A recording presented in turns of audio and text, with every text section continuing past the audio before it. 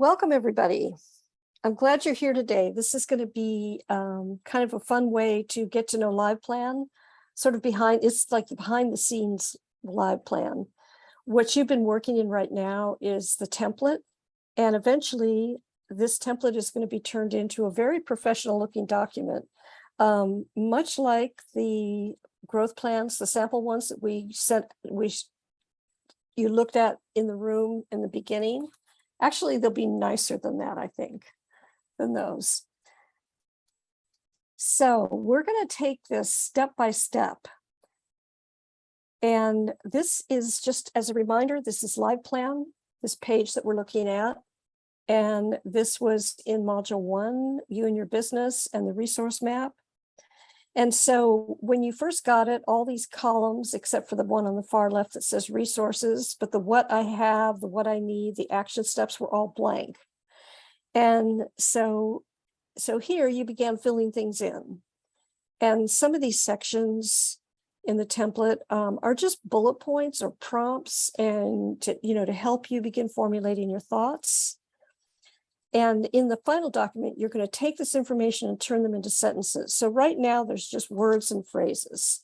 What I have, degree in psychology, HR certification, bookkeeper, et cetera, et cetera. But this is how you're gathering information. So the first step you're going to take is you're going to go to options. So if you see the red arrow, oh, I'm so sorry, I went the wrong direction. In the vertical column on the left, there's the little gear. And when you highlight that, it'll say options. And for those of you who just joined, if you can open your LivePlan, you can just go ahead and do some of these things as we go along, and it'll kind of help understand them. So the first thing is company name. And right now it probably says something like 10KSB growth plan or something. So all you do is just delete that and put your company name in. And there's other things in here that we're going to fill out at a later date when we start working on, well, not much later date, actually, pretty soon here when you start working on the forecast, you'll fill some of the rest of this out. But for today's purposes, we're just going to take a look at the company name. And if you scroll to the bottom of the page, or actually this one I think has it on the upper right of the page, it says Save Changes. Make sure that every action that you take in LivePlan that you save, it'll either say Save Changes or it'll say I'm done, but it's always a green square box. And then after you do that, up at the top in the upper, up here in the upper left, your name will be changed, and that'll be for the duration of the work that you're doing.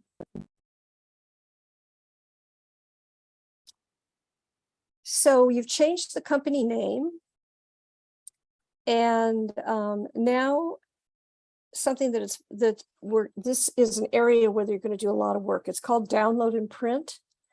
And if you notice on the far left column, the little spiral notebook, that's the plan. And you had been working in view and edit, which is at the top there on a horizontal bar.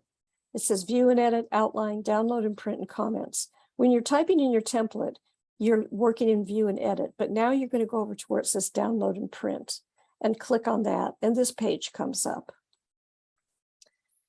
And this is where you're going to choose a theme. So this is the design of your document.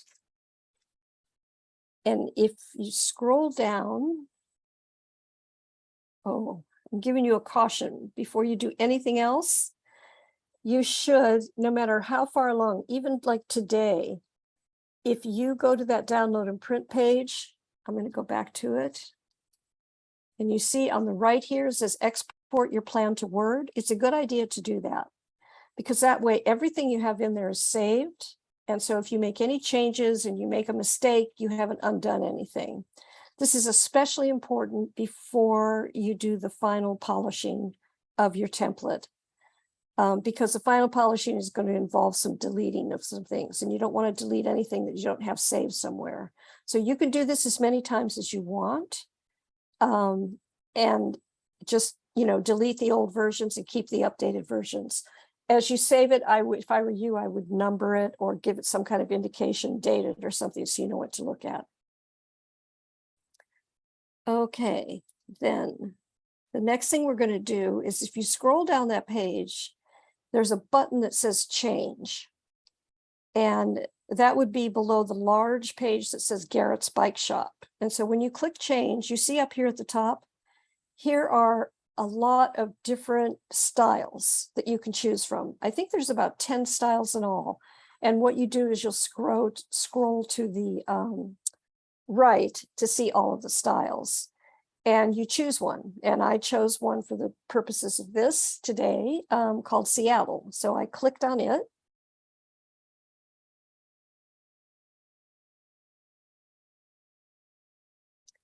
And now this is what my plan is going to look like.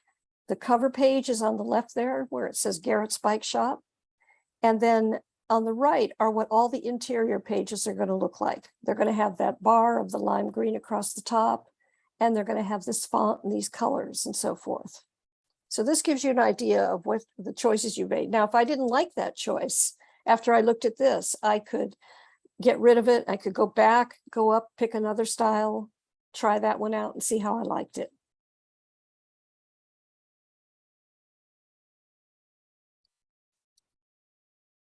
Okay, so now I've chosen my theme, but I want to now get rid of Garrett's Bike Shop and put the name of my company. I want to put Smith Executive Training up there.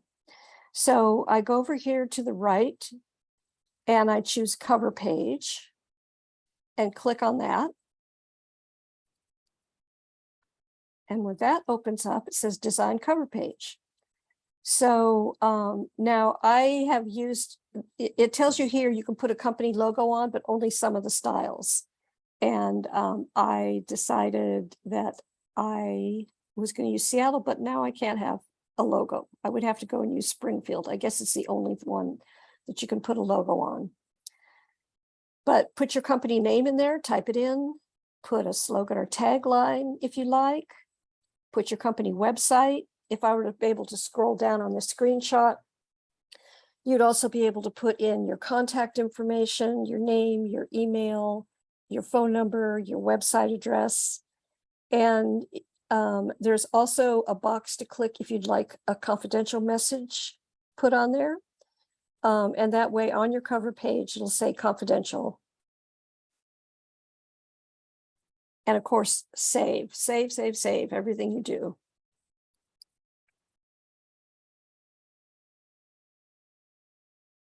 Now this is what my cover page is going to look like. And you can see I've got all of the information in there.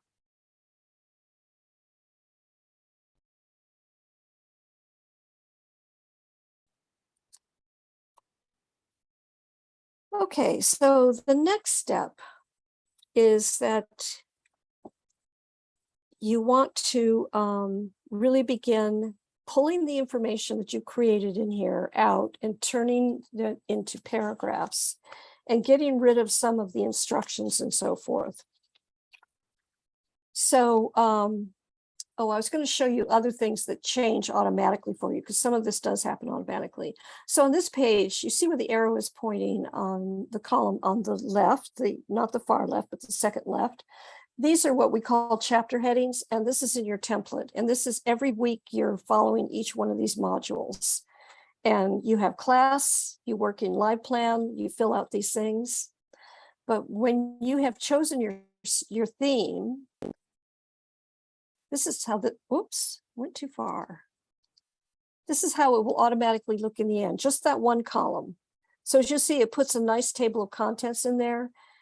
The pagination is automatic. So depending on how much you've written in a section, how many pages you've taken up, it'll automatically understand that and put the page numbers there. Like you'll see, most of them, it's just like 1 or 2 pages.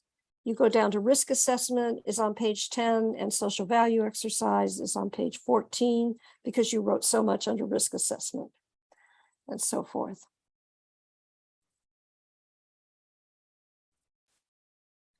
Okay, so now we're back to this, and this is his information that you put together in here. You're going to take all of that information and the context for it also. And this is the trick in writing. You don't want to just string these words together into a sentence. You really want people to understand.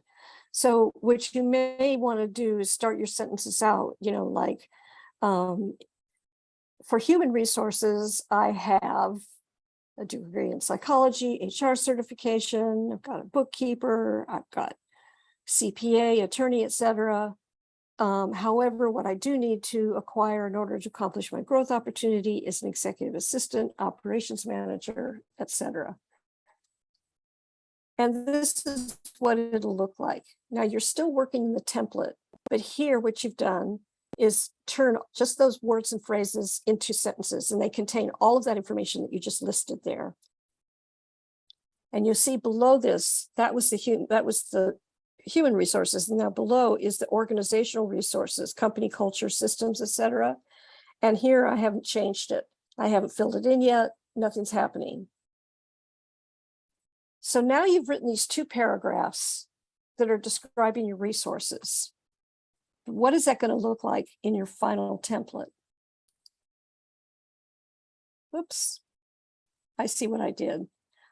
One of the things that I want to notice too is, let's go back. Okay, so in the resource map tool, just above that, if you could see it on the screenshot, it would say instructions, and you have the word instructions, and it would have some instructions to tell you what to put here. You don't want those in your final growth plan. It makes it look like homework. So the way to take those out is to go to outline. So you see, once again, on the left vertical column, we're in plan, and then up above the horizontal line, we go out of view and edit and go into outline. And then once you click on that, you choose current outline, and then you scroll down to the section that you're working on. And here in this is dashboard and metrics. You see it has the word instruction. You click on the edit button, and then you take this and you swipe it to the left, and it'll delete it for you. But now this is why I caution you, when you start doing things like this, already have downloaded your entire growth plan as a Word document and saved it. Because if you happen to do something like this and you delete too much, or if you're writing and you can't remember what the instructions were and you want to go back and look at it, you'll have that Word document on file and you can go back and take a look at it.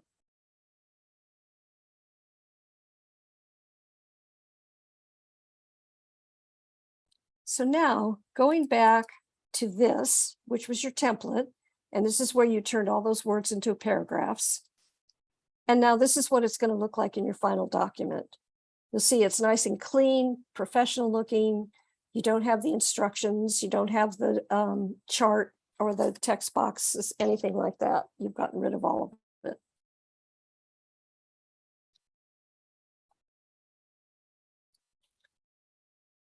Okay. So that is the end of it. Does anyone have any questions?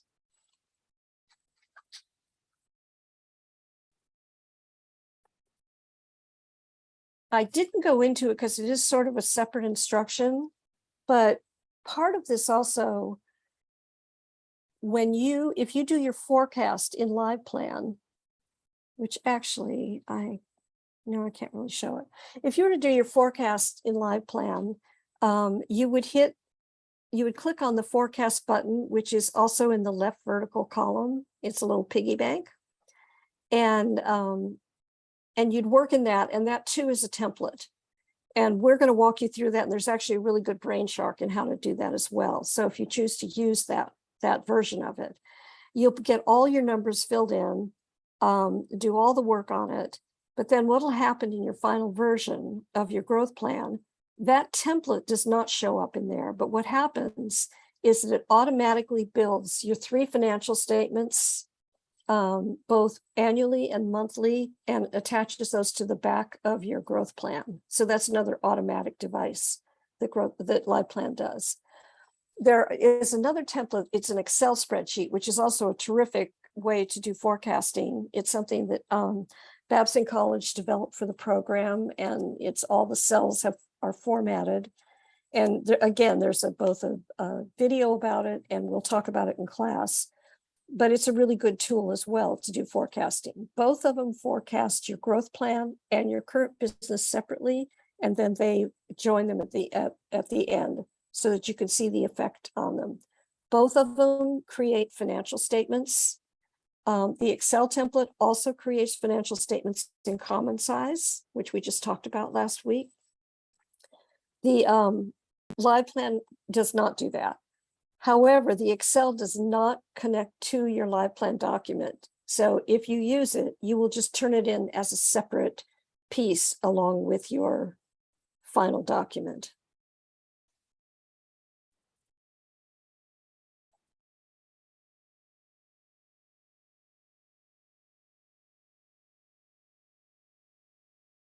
And this may seem a little bit early to be talking about the end, but I think it's good to know what all this work you're doing is going to ultimately look like and what you can turn it into.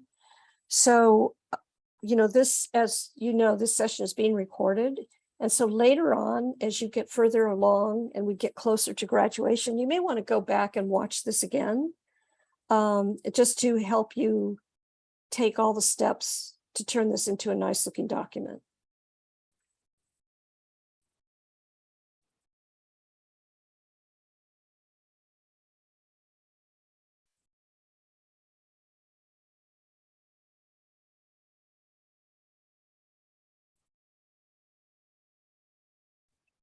I have questions. Sure. So should we be caught up? Should we have filled in everything module 1, module 2? Is that where we should be at this point? Yes. And okay, and stop there, or move into 3, or wait until Friday for 3? Wait until Friday for 3, because that's very specifically is about assumptions, that section. And we're going to be talking about assumptions in class. So if you've never worked with assumptions before, I recommend that you actually wait on that. Assumptions are the first step to doing your forecast, and they're incredibly important. And they're very simplistic in a lot of ways. If you remember the case study with Maria, you know, we did assumptions with her. She had, for her opportunity, she had to buy a new refrigerator. She had to get a new POS system. She had to get new ingredients and packaging, all those kinds of things. So it's just step by step, and attaching a dollar figure is important. But those are all things that you're going to take into consideration putting your forecast. So yeah, wait on that one. Some weeks in the modules, you can go ahead and begin working on them. I mean, a perfect example is right in the beginning, you and your business. You could start, you know, you could put the history of your business in. You don't need a class for that. Things like that. But this week, I would wait. Okay, thank you.